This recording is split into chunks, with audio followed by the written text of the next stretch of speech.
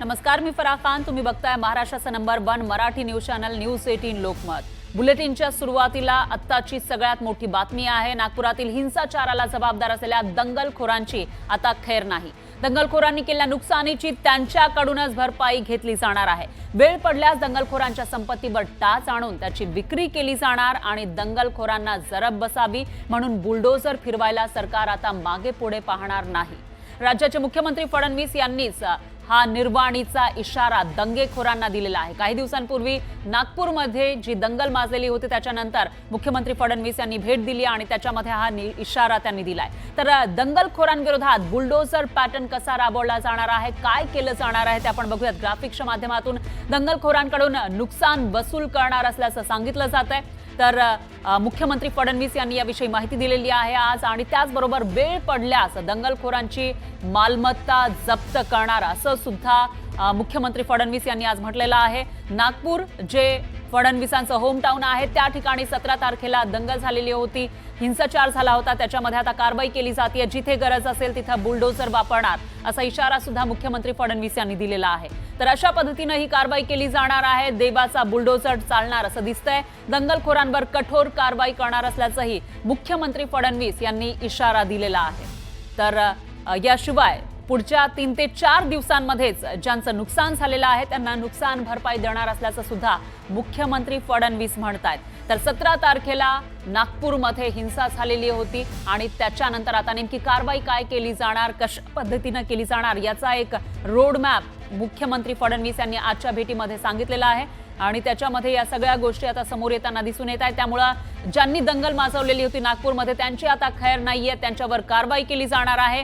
ज्यांनी नुकसान केलं इतर लोकांचं त्यांच्याकडूनच आता ती नुकसान भरपाई घेतली जाणार आहे. आणि वेळ पडली तर त्यांची जी संपत्ती आहे ती विकून त्याच्यावर टाच आणून ही नुकसान भरपाई दिली जाणार आहे. ज्या सामान्य लोकांचं याच्यामध्ये नुकसान झालंय त्यांची भरपाई केली जाणार आहे. आणि याशिवाय येत्या 3 ते 4 दिवसांमध्ये ही भरपाई केली जाईल असंही फडणवीस यांनी सांगितलेलं आहे. त्यामुळे आता मुख्यमंत्री फडणवीस हे ऍक्शन मोडमध्ये आपल्याला दिसून येत आहेत. त्यांनी इशारा सुद्धा या दंगेखोरांना दिलेला आहे. यानंतर या दंगेखोरांची खैर नाही असंच म्हणावं लागेल. तर हिंसाचारानंतर पहिल्यांदाच मुख्यमंत्री फडणवीस हे नागपुरात गेले होते. पोलीस प्रशासनानंतर चर्चा केल्यानंतर पोलिसांनी कारवाईचा ऍक्शन प्लॅन हा सांगितलेला आहे. बघूयात. महाराष्ट्र में हम लोग अपने तरीके से कार्रवाई करते हैं. जहां बुलडोजर चलाने की आवश्यकता होगी वहां चलेगा. जहां गलत काम होगा उसको रौंदा जाएगा, किसी को बख्शा नहीं जाएगा.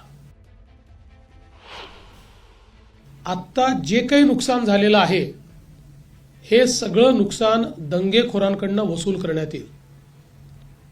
त्याची सगळी किंमत काढली जाईल आणि ते दंगेखोरांकडून वसूल केलं जाईल.